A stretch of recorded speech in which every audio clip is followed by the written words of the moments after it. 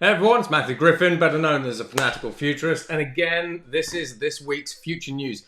Now, you might wonder why it's actually called Future News, and that's because I'm a futurist, and this is my Futurists blog, basically where I talk about all the latest emerging technologies, which is why these technologies, even though they're here today, you'll probably end up seeing them in your daily lives in about 5, 10, 20 years, depending on what they actually are, hence the term Future News. So anyway, let's get started. So when we have a look at artificial intelligence, it's no secret that generative artificial intelligence is increasingly able to create its own convincing content.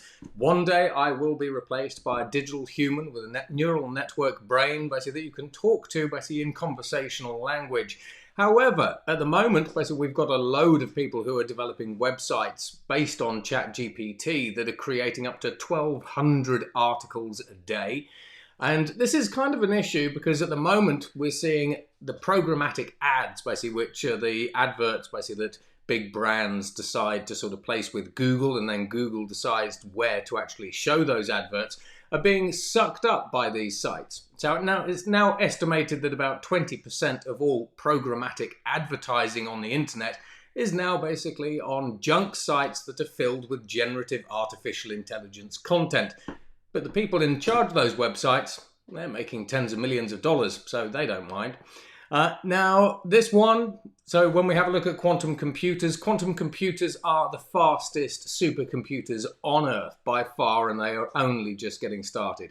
If you don't know what a quantum computer is, then essentially it is a computing platform that can do an infinite number of calculations at the same time, which is why they're so fast. And a little while ago, I see a quantum computer managed to do a calculation that would have taken a standard supercomputer 3.5 billion years in about 2 minutes. So they're a big deal. However, quantum computers are actually prone to errors. And if you have computers that calculate things wrongly, then they're a bit useless. Now, to combat these errors, IBM actually has to identify noise, because noise creates the errors. But in IBM's case, while most organizations like Microsoft are trying to kill the noise that quantum computers make, so this sort of noise that throws off their calculations, IBM's taken a completely different tack. So what they've done is they've actually amped up the noise so they can hear it better, so they can identify it better and filter it out better to create a faster quantum computer. So that's actually quite interesting. Now, when we have a look at this one, this is essentially a self-learning artificial intelligence-based robot that generates its own data to learn new skills and adapt to the environments it finds itself in faster. So this is a trend known as general purpose robotics, where a little bit like humans, we aren't really taught to walk, we kind of sort of learn it a little bit, we stumble a bit, someone might hold our hand, we kind of learn through intuition. This is trying to develop intuition, but within artificial intelligence, so that you can show it something it's never seen before, and it can figure out what that thing is.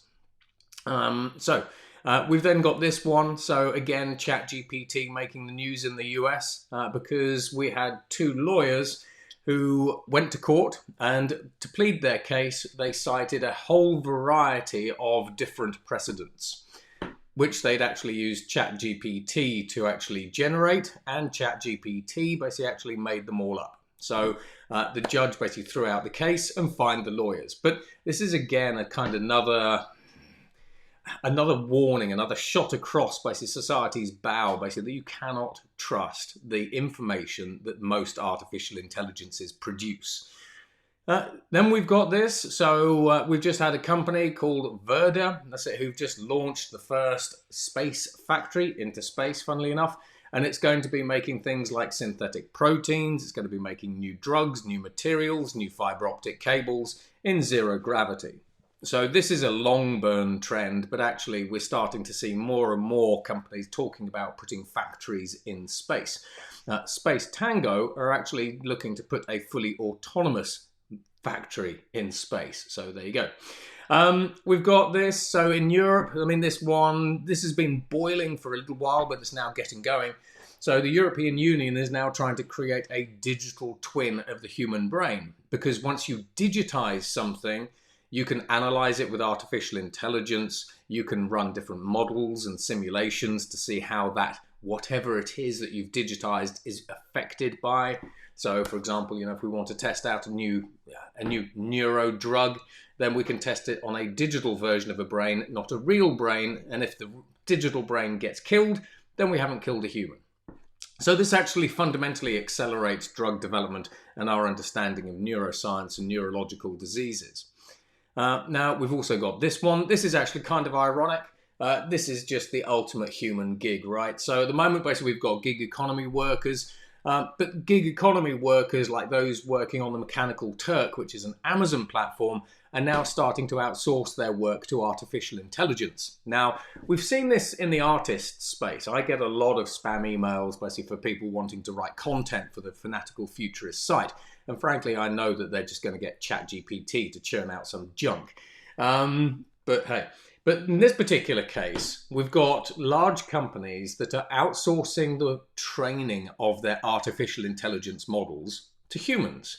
And in Facebook's case, they're actually paying people about $1.15 per day, apparently, per hour, apparently. So not much money. Now, this study, based out of Switzerland, found that about 30% of people who are being asked to train AIs are actually outsourcing the training of those AIs to AI. So this is where we end up with junk in, junk out. And this takes us down a slippery slope, because if an AI is biased, then the AI is now building bias into the other AIs that AI is training.